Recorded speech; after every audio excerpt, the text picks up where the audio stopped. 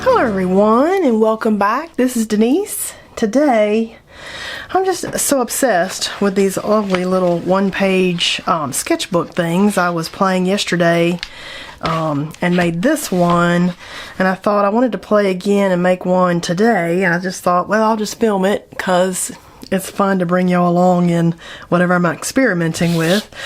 This one I really love. I made it with gouache, the Holbein gouache, and the temper paint, and I just had fun mark making and playing in different colors and ending up with just something fun and playful and bright, and the colors just make me happy. Like right in here, these colors, I love those. Beautiful. And I've kind of become interested in playing with and experimenting like with the rainbow kind of shape, not as a traditional rainbow, but I just like it. And so this is the one that we made in the other video that I filmed, but I just like to play, and I'm kind of feeling like maybe we'll go today something not exactly like this, but maybe a little more abstract with some fun different colors. But I don't know, you know, when we start painting, who knows? This is one of my very, very favorite ones. Who knows when I start painting what we'll end up with. I just love how you don't know what is going to be on each page, and of course you can fold it, you know, each one of those you could like fold them ahead of time and then paint the different areas that are folded before you fold it up for good. But man, I love these. Try to keep my hand out here so we keep our focus. Set those to the side, and I was kind of thinking that maybe I could just mop out a whole bunch of water on here and see what we can get to spread in ways that we're not really expecting, just by having something on here that is different. This is walnut ink. I'm just going to see if I can catch some of this on my brush and see what we can do with it, because I want to do a little more on the abstract-y end of this today, I think. And walnut ink is just a real pretty brown, so you don't have to work with walnut ink if you don't want. And I thought I wanted to see how maybe a nicer piece of paper would be different than the inexpensive papers that I have played with mostly with these books. Mostly I've just been working with that Canson XL pad. This is a piece of Arches, the great big sheet that I've just cut in half, or tore. So I kept all the edges, but really with the way that I make these, we might not keep the edges in the end. I still might trim it, but I'm really just kind of interested in playing with like the different papers and experimenting. So kind of interested, and I may come back on top of this with paint. This is Daler Rowney Indigo, but because I've got that water on there already, it will be fun to see what it does. Like, look at that right there. Whoa, that right there. Oh my gosh, that's kind of amazing what it's doing there. So yeah, I'm just thinking play and experiment and don't get hung up on what we're ending up with quite yet.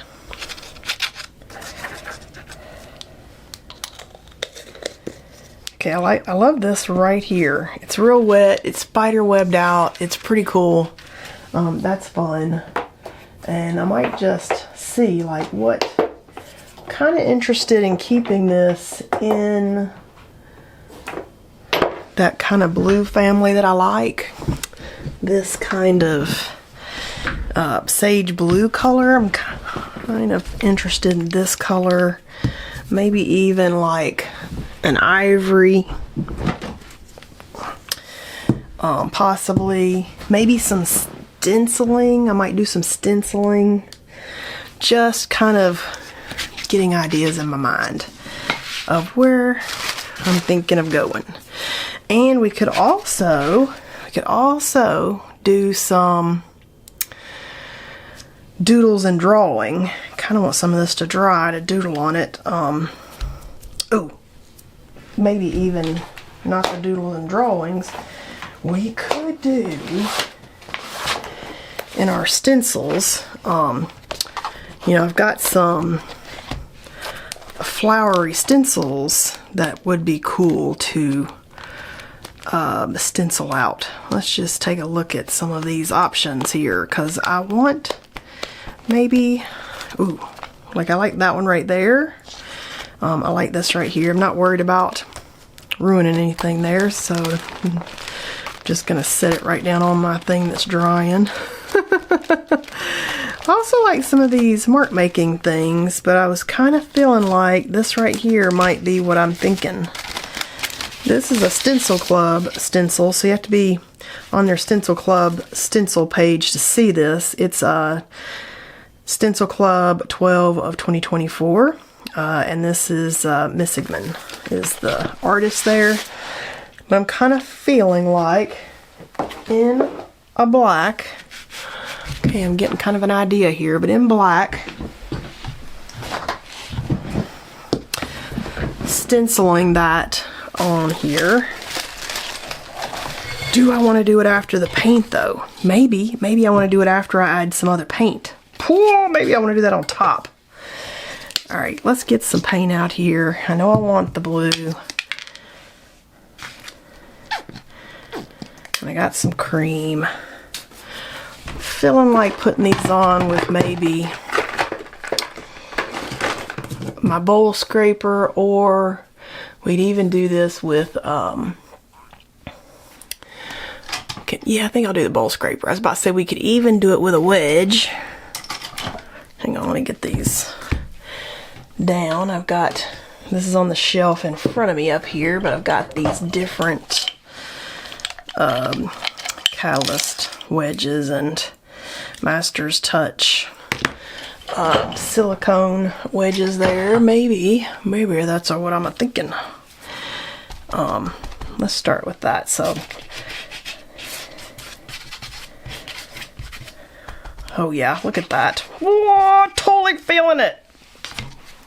Okay.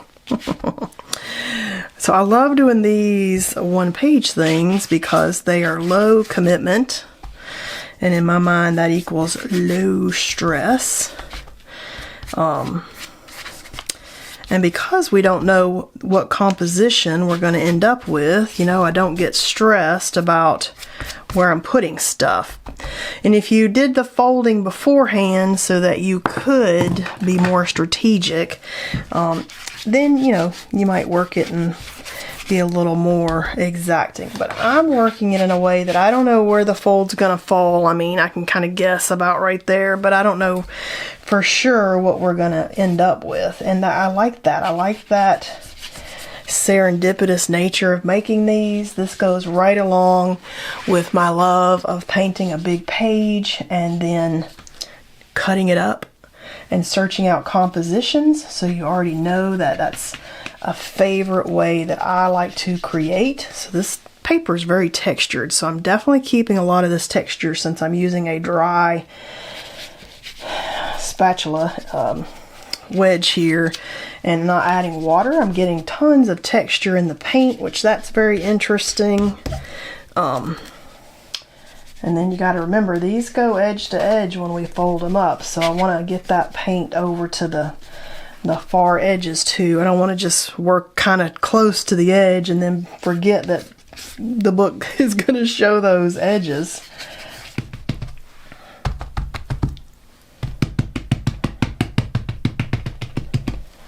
Okay, that's pretty fun doing this as a mark making tool and getting some different fun marks on our piece.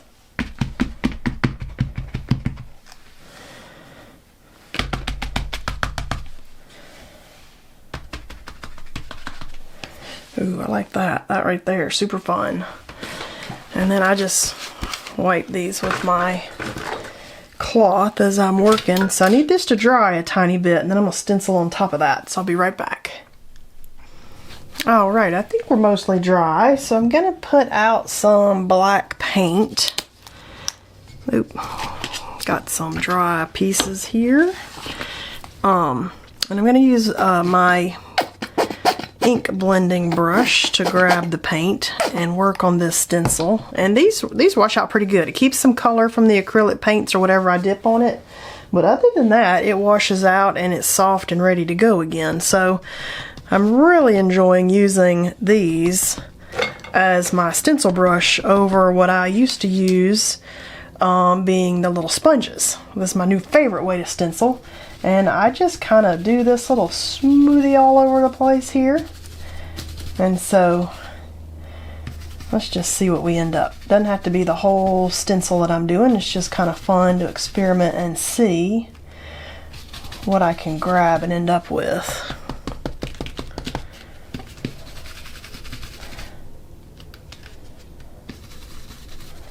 And then I might move it around. Whoa, look how good that looks. Oh my gosh. That's exactly what I wanted. I love that. Oh my gosh, I love that so much. Holy moles. Holy moles, ladies and gentlemen. All right, I'm going to do this just right over here, this little bit here.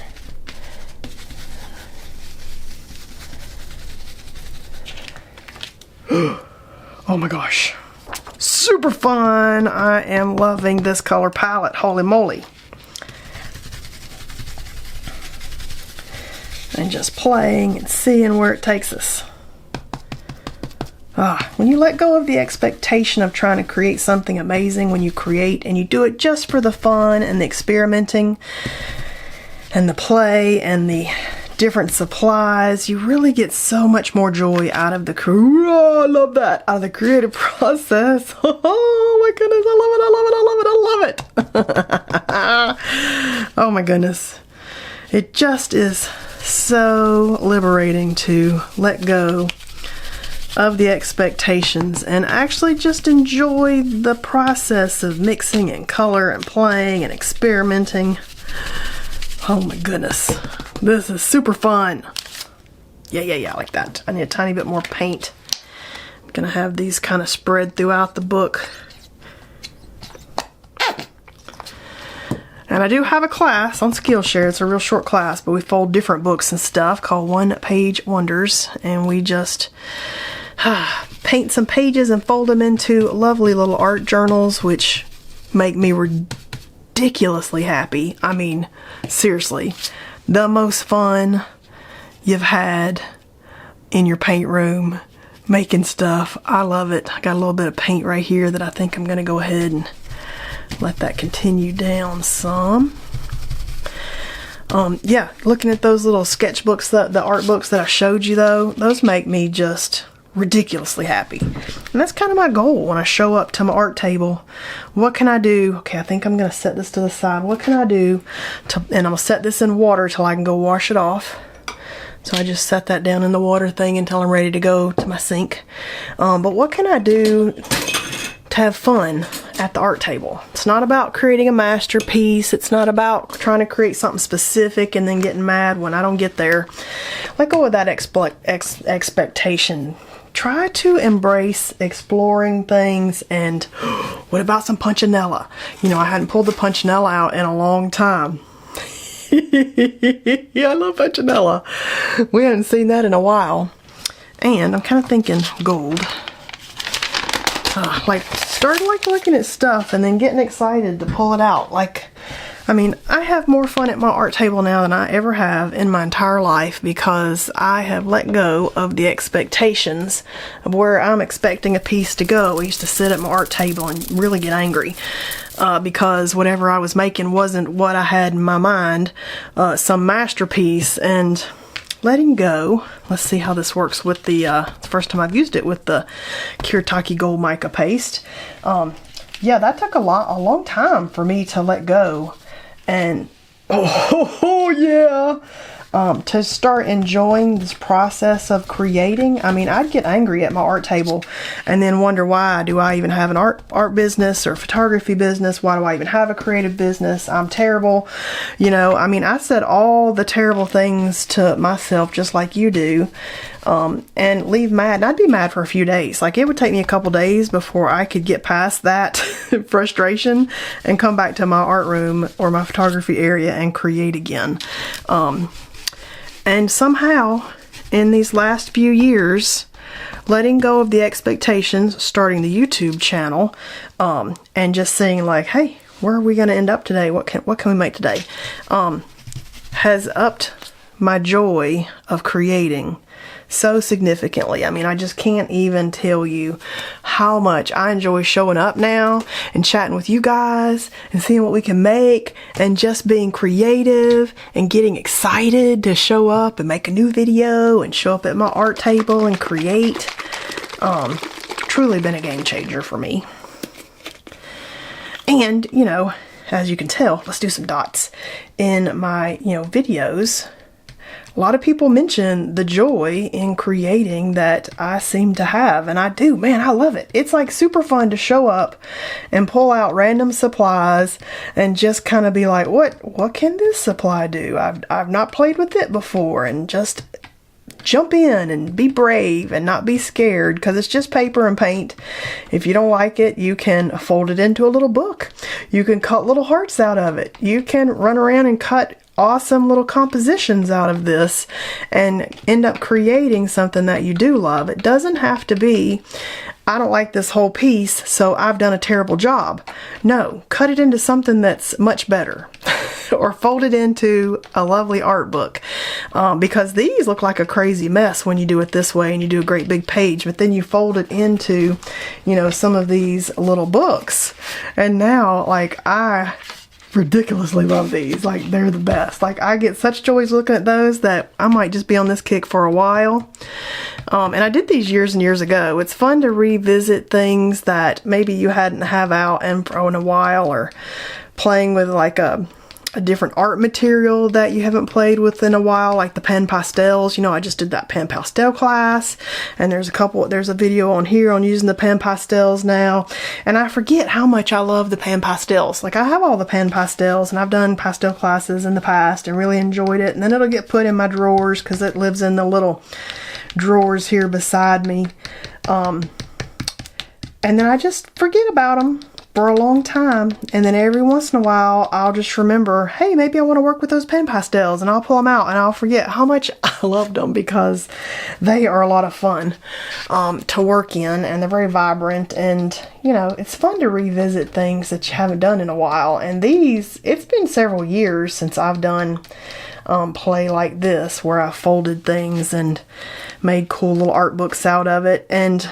you just forget how much you love something that you've done before but maybe hadn't done in a while. And so now I'm like, oh my gosh, totally obsessed with folding these and making new little journals, because I'm all on a journal kick, so it fits right there in my journal kick. Let's take this gold that I haven't used yet and maybe do it with some fun mark making here. So I'm like newly energized on these because of all of the art journal work that I have jumped into this year and just loved. And so this is maybe the easiest kind of journal you can ever make. It's pretty fast. Doesn't take a big time commitment.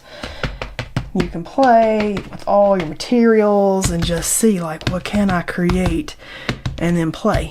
And then make an art journal when you're done. And then you can be like, wow, look how cool those compositions ended up. Because it's very random and serendipitous in how those turn out, which is my favorite part of it. It's the random nature of it that's so cool to me. Alright, so I feel like we need to let all of this dry, and then I'll be ready to fold this up. Alright, I think I'm mostly dry. We may be risking it, but we're going to do it anyway. And I'm going to start folding this up into my little book.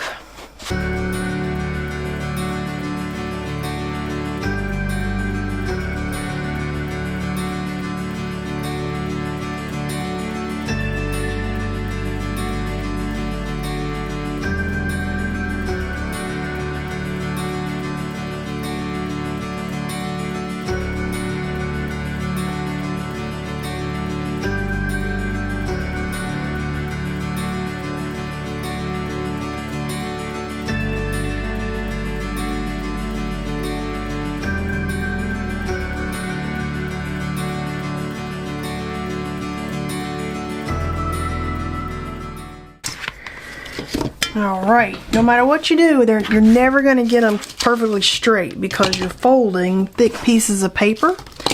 And so to end up with a straight book, I trim all the edges so that when we're done, it is a nice, pretty, straight book. Especially with this arches. It's, you know, nice and thick and yummy, and I love this for the back, so I had to pick out which one did I want, the front and the back. So I'm really happy with the front and the back. And now as we flip each page, look at this one, so good. Now we can flip each page and be just inspired and delighted with the compositions that we ended up. Oh, I love this page too. That would have been a pretty front and back. And then you get to the end, and I love looking at these for color ideas, composition ideas, because you can see now we have such an interesting, random, serendipitous layout here on each of these pages that we just never could have come up with ourselves. Like, it just wouldn't have worked out the same way. And now once you get to this point, you could come back and say, well, I really think this page needs more, and you could continue adding and working on the different pages in the book. Or these would be great art cards for you to give to people, and you could, you know, put some sentiments in here in some places where you've left space for words or something. This was super fun. So if you want to check this out and watch me fold them slowly and talk you through the folding process, definitely check out One Paper Wonders. We make the folded book like this. If you're using 18 by 24 paper, it'll be this size. This was half a sheet of arches, and I think those are like 22 by 30 possibly. And so when I cut it in half and used half a sheet, this is the size those end up with. So it's the great big sheet of watercolor paper I just cut in half. And I will say that for the acrylic paint that I did, I like the texture versus the cheap paper. This is the cheap paper, and it does give you a different look overall for the book. But since I wasn't doing watercolor, I don't think I would have liked it any less if I had just used cheap paper. So that's kind of an interesting observation, but I do like the way it feels a little better. And I might come back in here and do some more mark making and play, but a lot of these I just really enjoy the way they are when I've cut them up. And then the other book in class that we learned to make is this lovely little book here, where it's one piece of paper, and the way that we've cut it up gives us super cool layouts in it also. And so this one was fun. This one is my favorite one, which I was being inspired by today, and I love how we made something inspired by that but completely different. I love that. So I definitely hope to see you in class, but if not, I hope you had fun painting with me today and hanging out and painting a new little art book. I'm gonna have a million of these because just something I did years ago, and then coming back and just newly remembering and discovering it again, and the fun that I have in my painting now. These are some of my favorite things now. So I hope you had fun painting, and I will see you again next time.